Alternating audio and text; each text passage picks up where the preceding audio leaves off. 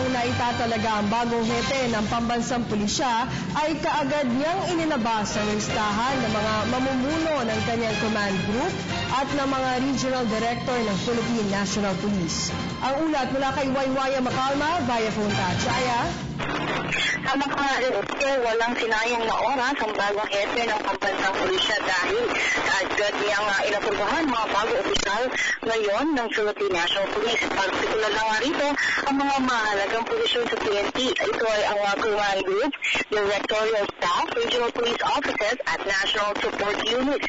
Ipinaubayan naman ni PNP Chief Police Director General Ronald De La Rosa sa kanyang mga upper class sa Philippine Military Academy ang pagbuo sa command group ng PNP dahil alam niya na sila ang mas biyasa para sa command management para sa buong organisasyon. Muling nilinaw ni De La Rosa na ang lahat ng mga bagong talagang opisyal ay mayroong tatlong buwan para gawin ang kanilang mandato.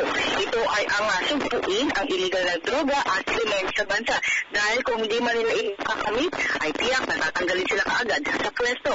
Anya, tukoy naman na nila ang mga rehiyon kung saan ang mga drug lord sa bansa at kanilang tututupan ang NCRPO, Region 3, 4, 6, Region 7, 8, Region 10 at ARMM. Katunayan, may lumapit kanina kay De La Rosa bago nga siya humarap sa mga miyembro ng media ay kinausap niya muna ang mga drug pushers na kung saan isinumbong nila ang ilang sa mga pulis na kanilang binibigyan nga ng pera kapalit nga ng pagbebenta nga nila ng illegal na droga at nabanggit din ni General De La Rosa na sila ay mula sa Region 4 at ang mga pulis na ito ay mga nasa ranggong PO1 lamang.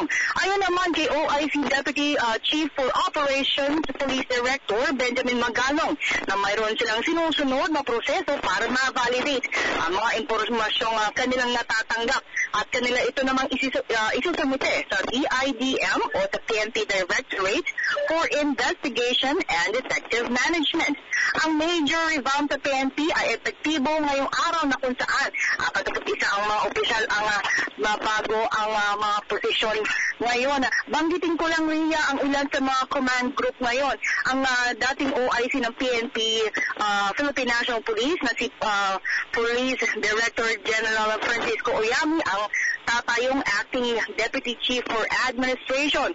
OIC o Officer in Charge naman si Police Chief Superintendent Ramon Apolinario bilang Chief for Directorial Staff habang si Police Chief Superintendent Fernando Mendez Jr. ang OIC for Directorate for Personnel, Records and Management. At ang NCRPO naman, ang mamumuno rito ay si Police Chief Superintendent Oscar Albayalde at ito ay pinalitan nga ni NCRPO Chief Joel Pagdilaw na kapating pansin na wala siya kanina sa turnover or sa assumption command ceremony kanina umaga at maging sa unang command conference kay Pangulong Duterte. At ang unang marching order naman ni Presidente Duterte sa kanila ay mawala na nga ang illegal na droga sa bansa na ayon naman kay De La Rosa na kanilang tinanggap ang hamon na ito at kanilang sisitapin na makakamit ito. At para sa Telebisyon ng Bayan, ako si Waywaya Macalma.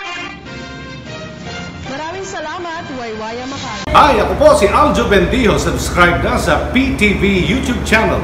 I-click lang ang subscribe button.